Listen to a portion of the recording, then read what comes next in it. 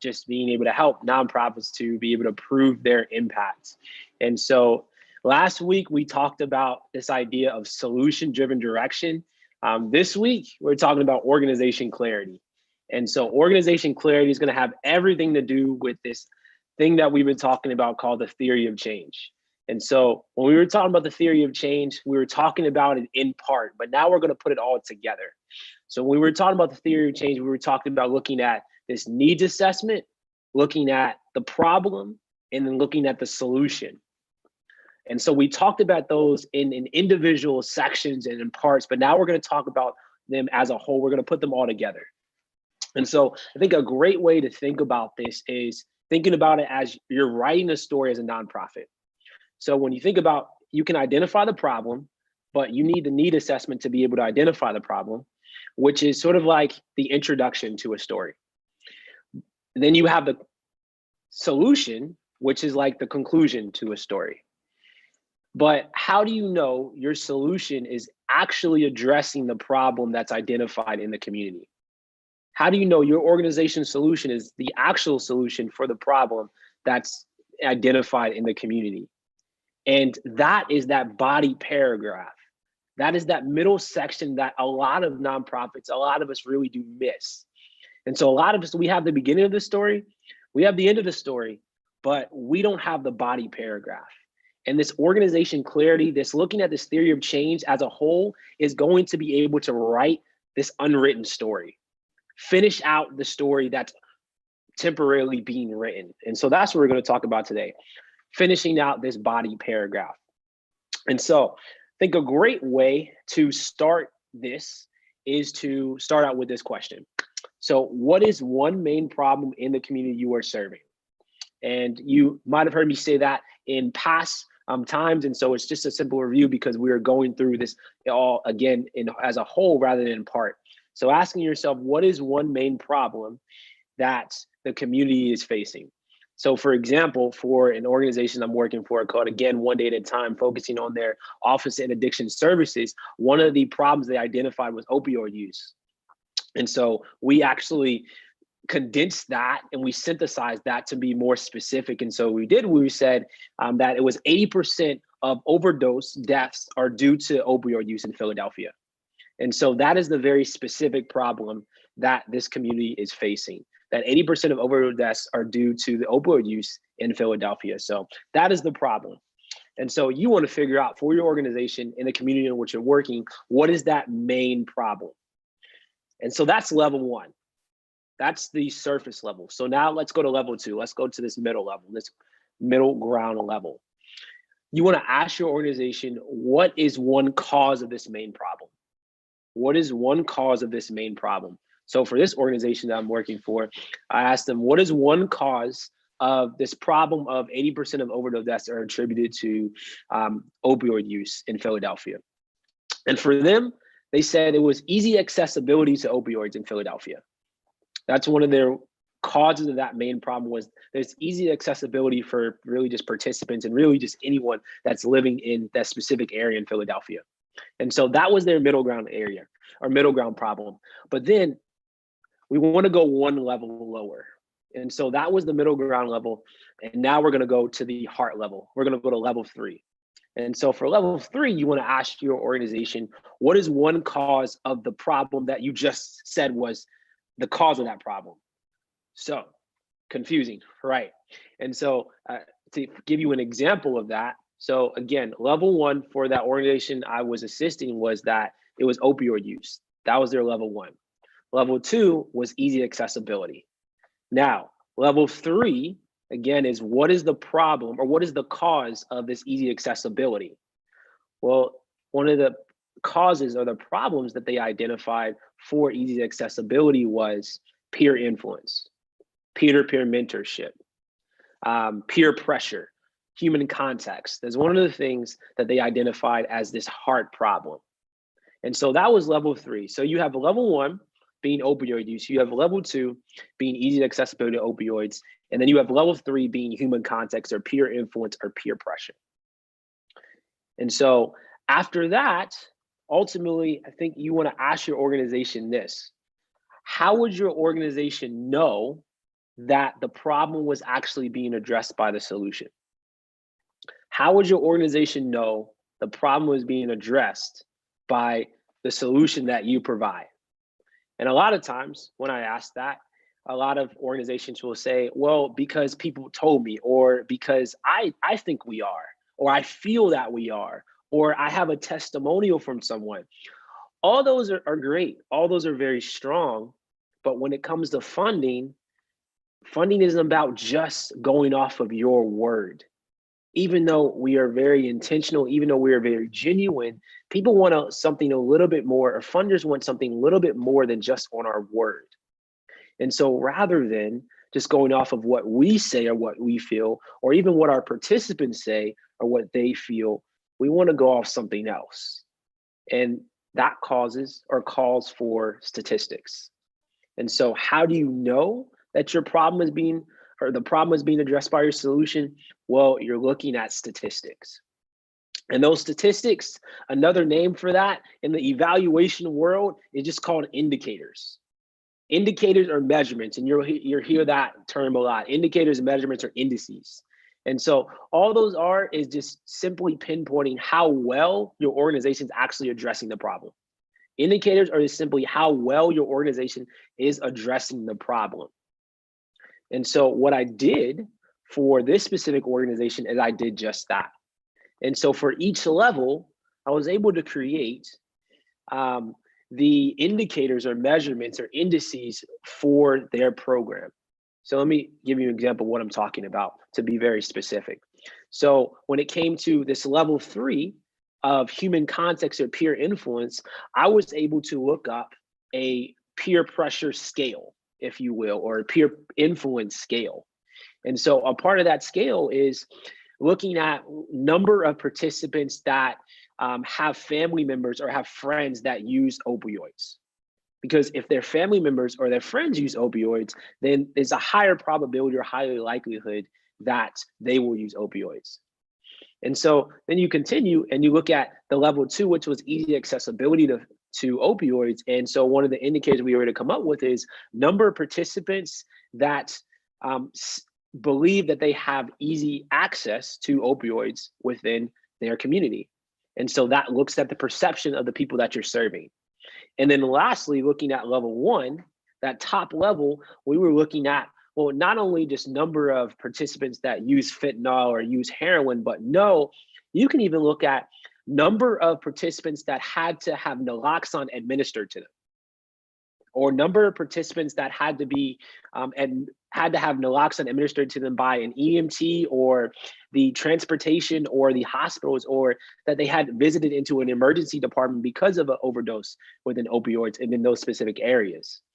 And so those were very specific indicators, but those indicators have nothing to do with what they feel or what they think, but has everything to do with, no, this is what's actually happening. This is a statistic on these 3 different levels that I can go back to and report with. And so the cool thing about this is that when you go from level 3 to level 1, and you think about what do you want to see immediately, and then what are you going to see down the line? Well, here's the beautiful thing of this theory of change, this level 3 to level 1. Level 3 are indicators that you're going to be able to most likely see immediately. And so when I'm giving you an example about the human context of peer pressure, that's something that I'm probably going to be able to see in a month or quarterly, specifically in that program. But then those level 2 and level 3 indicators, those are indicators that you may be able to see either biannually or annually. And so those are indicators you're going to see a little bit later on. And so what that does is it gives you something to look forward to in the immediacy, in the moment, within that month or within those 2 weeks or with the quarterly, but it also gives you something to look forward to down the line, looking at 6 months, looking at a year, or looking at 2 years. And so what that does for your funders is that you're able to show your growth immediately with the indicators you're providing for them. So they're able to see your growth right away rather than you having to wait until you get to a year to report back to them saying, this is what we did. And so what that does is it develops this story of trust with your funders. And so I always say it's a beautiful thing because it's a beautiful thing when you're able to bring funders along your journey of growth and you're actually able to show them how well you're doing before you even get to the overall growth that you want to see, the annual indicators or the 2-year indicators. Well, you want to be able to show them how you're growing right now, and then also be able to show them where you're headed, and then be able to report back to them annually. Well, this is what we were able to see. And so, in addition to that, and there's so many things that's to this theory of change. That's why I'm smiling at that. That's why I love this. And there's so many things to it. But additionally, when you go through these 3 levels from level 3 to level 1, again, level 3 being the core level 2 being the middle ground, and level 1 being the surface level. Well, what you do is you go from this transition from looking at program impact indicators to simply quantitative objective indicators. And so let me explain that a little bit. So level 3 is simply program indicators. Program indicators simply talk about how well your program is going. And so that really focuses on like your satisfaction rating, your attendance rating, stuff like that. That's really just specifically looking at how your program is going. They have different, so what the program that I'm assisting now, they have different community focus activities. So they have physical activity. They have something called Minds of Men that's actually meant for men and women, which I didn't know until I asked. But that's, you want to look at the satisfaction of their participants within that program. Or they have mental health trainings or substance abuse trainings for the staff. And you want to look at, well, are the staff actually getting something out of those trainings? How satisfied are they? But also, how well are they really seeing the overall purpose of those activities or those trainings? And so those are things that you can look at right away to know how well your program is doing right then and there. But then you want to go to level 2. Level 2 is subjective or qualitative impact indicators, I like to call them. And those have everything to do with really not your perception, but simply the perception of the population you're serving. And so an example of that is asking your participants, how impacting is this program on your family? Or how impacting is this program on your friends? But you're not only looking at just their impact in the program, but you're looking at impact in the community as well, based off your program. But that's coming from the perception of your participants, the people that you're serving. Now, it can come from your perception as well. I would not put that to the side. I would incorporate that. But it does more so come from the perception of your participants, the people that you're serving. That's qualitative, that's subjective, again, because it's up to an opinion. The last level, level 1, is the objective and quantitative indicators. And so those indicators simply have nothing to do with opinion, nothing to do with perception. They are cold, hard numbers. And so that's when I get into talking about examples of the overdose death rate, or death rate, or opioid use rate, or heroin use rate, which is sort of the same thing, or number of administered naloxone, or Narcan, which is the same thing as well, just depending on what name you want to go with. Those are hard indicators in which that has nothing to do with someone's perception. And those you're probably not going to see until a year to 2 years in a program. And so, but the cool thing about that is that even though funders really love to see that, a lot of people miss this transition from program to quantitative. And they simply just look at, I just want to find the objective and quantitative indicators. But the thing is that you're not going to see those really until a year or 2 years. So now what do you do in the moment? Well, a lot of organizations are at a loss. And so that's what I've seen with a lot of nonprofits of how can I get these funders to see what I'm doing now? Well, that's why you start from level 3 to level 1, where level 3 and level 2, you're able to show them what you're doing now, not only in your program, but your impact you have in your community. And in level 1, that's where you're able to really show in a year and 2 years. This is the objective quantitative stuff that we're able to report back to you. And so what it does is it helps you to continue to change your program so that by the time you reach that year to 2 years, you have a good idea of what you're going to see in those statistics. rather than just anticipating and waiting.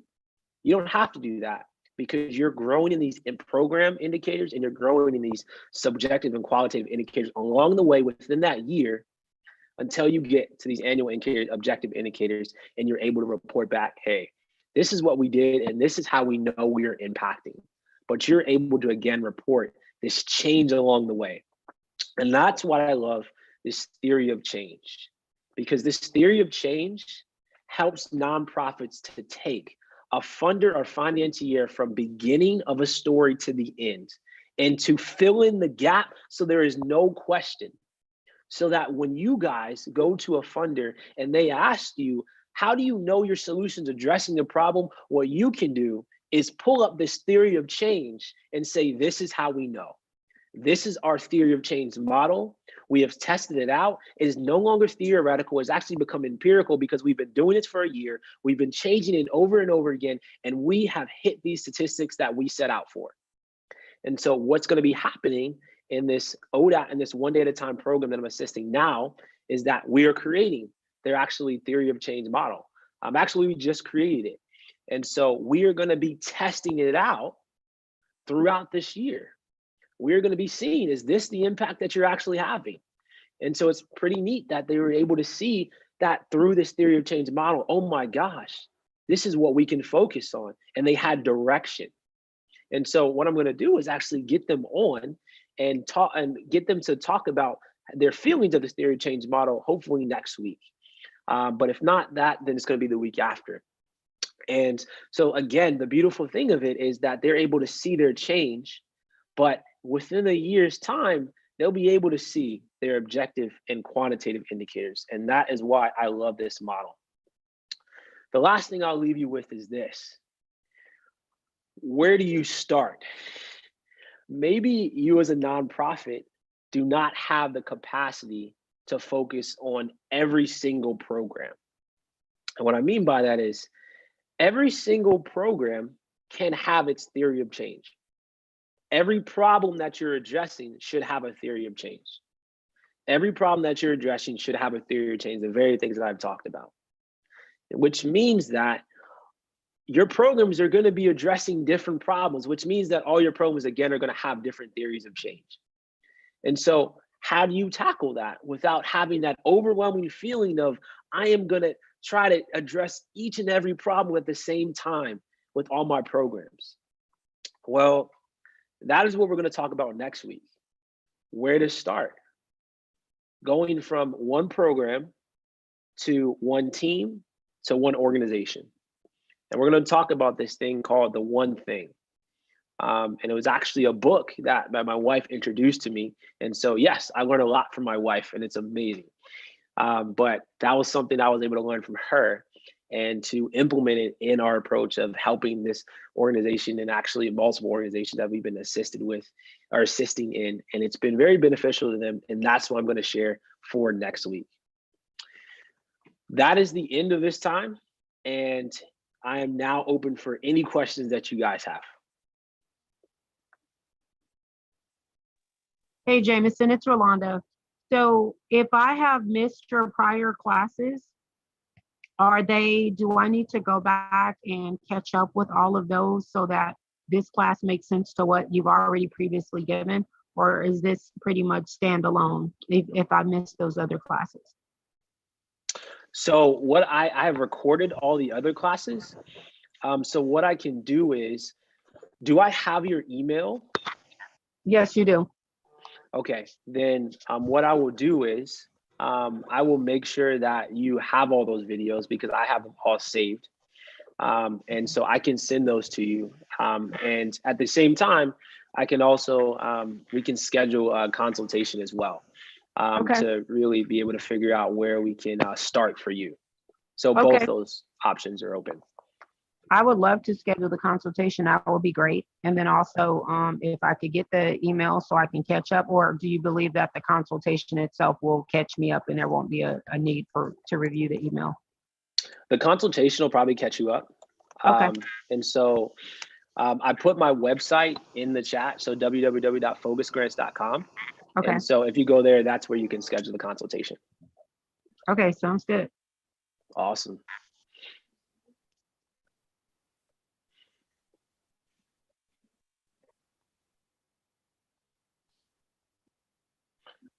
Does anybody else have any questions?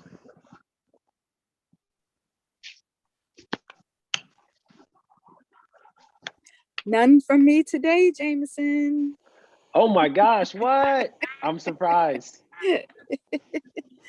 Yeah, no, I thought this really clarified a lot, or brought it all together, what we discussed last week and the week before. So it was just, yeah, Nice. it worked. I'm glad to put it all together. Yeah. Awesome. And for you guys, sorry, it's I meant to say I misspoke. It's .org rather than .com. So www.focusgrace.org. I was just about to say that. It said it couldn't be found. Okay, so it's .org. Yes, ma'am. Thank you.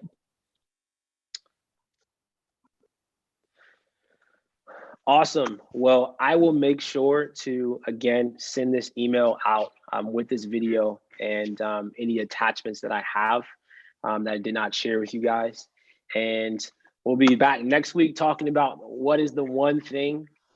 It's always a pleasure to be serving you guys. And again, as I mentioned in the video or in this time, that I will work on actually getting the organization that I'm working with to speak on how they have really felt in going through this theory of change model that we just talked about today. So with that, I will see you guys later. Thank you, Jameson. No problem. Thank you. Have a great weekend, everybody. All right. Have a good weekend, all. Bye. Bye-bye.